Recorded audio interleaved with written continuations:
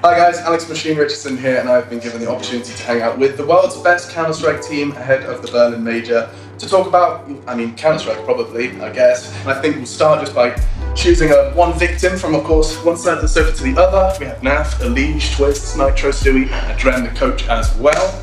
We spoke about roles before, and it's something that I think has been exaggerated by the fact that we have analyst desks, that we try and slot players and people into different roles within a Counter-Strike team.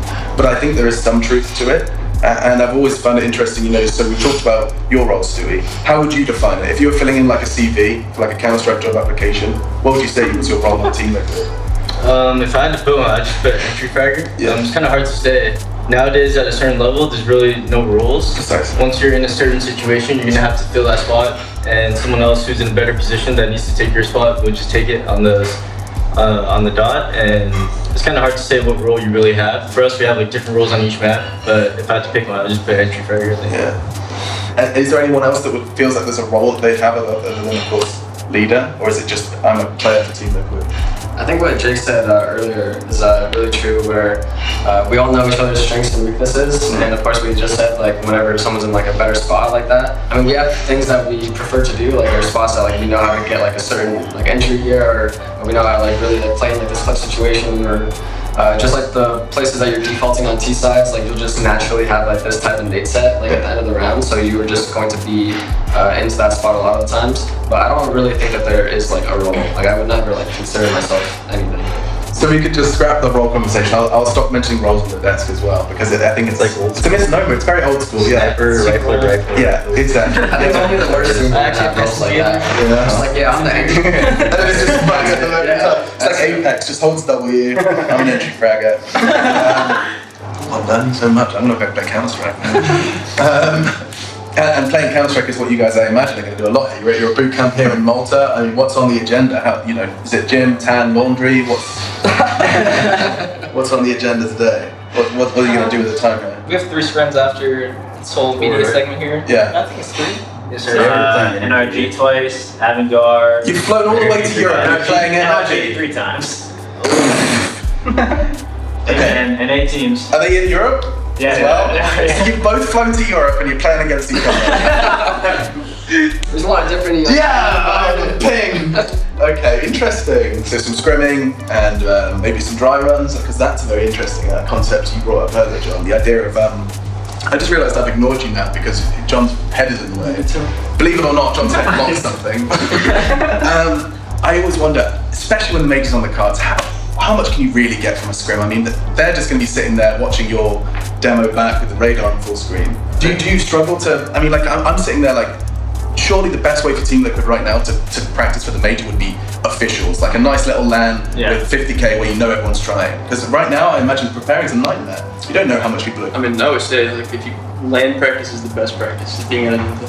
Yeah. Yeah, I don't. That's what I'm doing. Okay, John, maybe you just put your head back there. We'll go. I think it depends on how you're approaching the scrim. Like, are you coming into the scrim and you're going to practice some new strats that you just made? Yeah. So in that way, you're trying to figure out like what do we need to change about the strat? What's a scenario that will actually use it? Because sometimes we'll make a new strat and kind of force it to work, just because we want to actually see it versus another team. Sure. And so you kind of, by doing that, you kind of figure out like when's the proper time to run it, and that's how you just like integrate a new strat. So I think it depends on like, are you trying to improve your default, new strats, like playing to win? Because maybe you're always trying to play like the perfect scrim versus an opponent. Maybe you're trying to improve like a certain site or something. Yeah, I feel like it's different. Like now that we're the best team, like I don't know. Back then, I feel like when you're like top 5, like people want to see what you do. Nowadays, I feel like teams like try really hard against us to see like what works for them best. Right. I mean, you are the perfect springboard for anything. If it works against you, it's going to work. That's what I feel, at least, because a lot of like teams back in the day were just like messing around with scrims. I felt like. Yeah. And we're like, what are these guys doing? Like they're trying to see what we're doing or something. So it hasn't been like that recently. I still feel like teams do that. Only the Russian teams. The Russians, yeah. Only the Russians. Calling about. Oh yeah. All they do is fucking Russian. But to be fair, I was at the CIS lineup. They do that in officials too. So it's one of each other's, I right? know what you're doing. Yeah. Oh, some of those players. That X. Watch out for XE power. I'm telling you now. Is the AWP force? Yeah, we played against Yeah, them. We almost got knocked out of the clone That's qualifier. different. That's Jesus Christ, because you had to qualify for that. Yeah, they're actually That's tough me. online. Yeah. They're pretty good online. They are. They're good on land. I picked them to go through They're my 3-0. 3-0. That's a little Do risky. you not know how to do your pick'ems? They're like the new I know the strat. Yeah, I heard you pick like the one with the lower chance to go 3-0, Yeah, because right? if they go 3-1, they choke one game. Yeah. Then you don't get it wrong. You don't get it. Yeah, you get like 2 wrong, right? Yeah. So take a gamble on the 3-0. People putting Hellraisers there. I'm not so sure. I think that was good. Yeah. Like when we played them at Montpellier, like obviously they were like the one game that we almost lost like the Close, yeah. best of 3. Like they actually played really solid. Okay, so keep our eyes on Hellraisers. Maybe don't sleep on them. So let's just kind of take a step out of the Counter-Strike world and do some human side of things, because you are human beings, and people sometimes forget that. Let's start actually by just this travel schedule. You find yourselves in Malta. It's 30 degrees outside. I don't know what that is in freedom units. What is it? It's like 90 something. It's like 90 something for any of you in America. But you know, you travel the world. You're now in paradise, playing Counter-Strike, probably exercising and swimming, having a good time.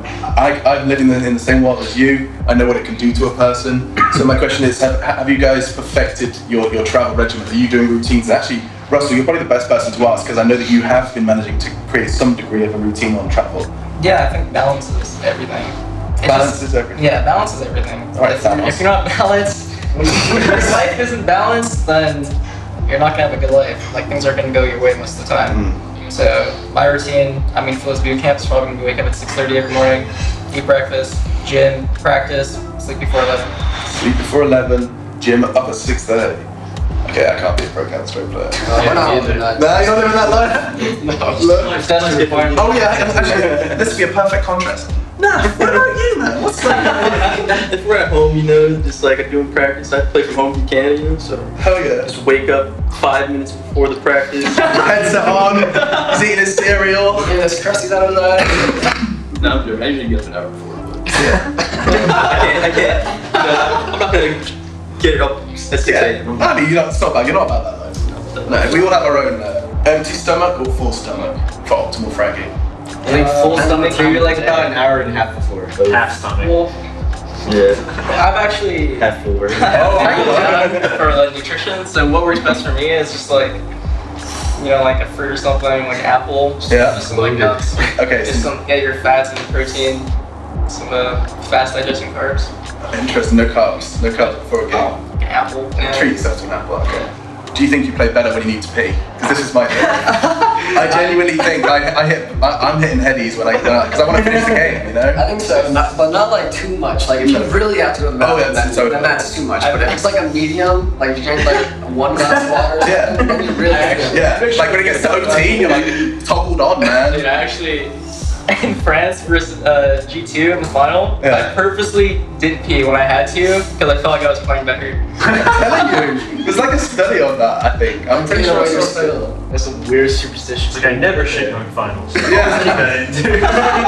actually always wondered that. When I'm like, you know, when there's like crazy tech timeouts or something, and then it's like a double OT game, there must be like 3 or 4 players in the server just gagging for a piss. Like that just must be. It's happened to me before. Yeah. Like last year at the Facing Major, like I had a bladder issue. Yeah. And I had to pee, and it was one of the worst pains I've ever felt. And it's like there's loads of rules about it, like you can't get out of your chair, then take your headset off. It's like a whole stressful side of Counter-Strike playing I hadn't even thought about. Well, we're choking at 13-2 lead versus shoulder. Oh! Team was not good. Back to Counter-Strike, probably better than toilet comedy. Let's kind of start wrapping this one up in terms of becoming the best team in the world, and what's that? We've talked about how that shifted your mentality. My last kind of question and my last big thing I want to dig into is just being considered the best, having a major coming up. A lot of people are suggesting this is your major.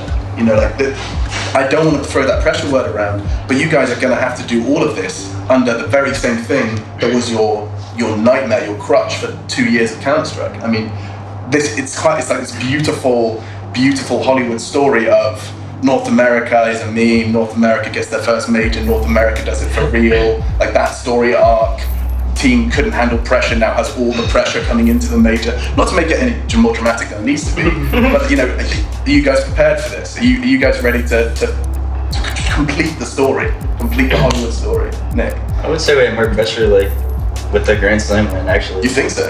Yeah. When you had like 4 chances to do it? Yeah, like for example, like now we have like a boot camp going to the major, so we're gonna be even more prepared going to the tournament, right? Like, and then for the we won it against Vitality, right? I forgot. The Grand So many Slam? tournaments, Yeah, Cologne.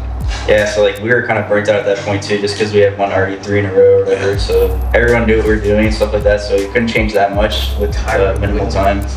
And even on top of So it, I would say there's more. we had to play there's more pressure. Yeah. what was it, 3 best of 5s as well? Yeah. Over like a short span. That was That incredible. was like a brutal. Well, you guys did do, I think, the fastest best of 5 in history That's in true. Chicago. That was intense, right? Yeah. You guys had their number, man. I've never seen a team go from looking so intimidating to looking lost. I don't even think they were trying, honestly. You don't Yeah, think so? like on Nuke and stuff, I feel like they gave up. We're talking, Really? I think we were talking about Nuke, like we were like, I don't know the scores on Nuke, but we were like, I think these guys are drunk. Yeah, like I just like running out of with nothing sometimes. It was weird. Like, I I see the felt like kill- they weren't even like using their nades properly. Like I don't know, if they were like fighting or something. Maybe. I just didn't feel like they were doing like, what they normally do. Yeah. I was in the rafters of Nuke and I watched 4 people come out of HUD and none of them looked at me. And they all came out one by one. And you're like, this isn't the end, so isn't Catapult, certainly. You know, That's like, no. I didn't feel like the same team. And No. even when they're outside, that they're laughing and stuff. Like, sure, it's cool, but like, man, you're getting out. Yeah. Maybe it's just that kind of bravado attitude you sometimes have to have when you just know you're outmatched. I mean, that's just my Yeah, we know how good they could be. Like, Yeah. Like they beat us at the semifinals and could face it and stuff. So I mean, the third map was close. we didn't know what was going They're on. playing on Yeah. the third map. Interesting. And with Ensign, their changing performance to Nick and your changing successes. You've been in this roster in that Team Liquid jersey for so long now. Tough question. You may not have an answer. How has your in-game leading changed from a year and a half ago to now? How has it developed? Has there been a change, or have you been consistent, Nick? Just like working more like the mid game and stuff Mid-game. compared to just doing like set freeze time strats. I think that's probably the biggest difference from how I used to call, because it was like very easy just to say like, all right, let's execute this round. But it's like now we can do different things and then execute. So you're not necessarily calling at the start of the round, like as in you're not calling Sometimes it it with depends. the grand finale. Yeah. It depends. Like we like that a lot of set things like anti-ecos and Yeah. sometimes eco rounds. Like, but on full gun rounds, if we know that they don't have that many nades and stuff, like we want to use our money to our advantage and use our utility and Yeah. push them back and stuff.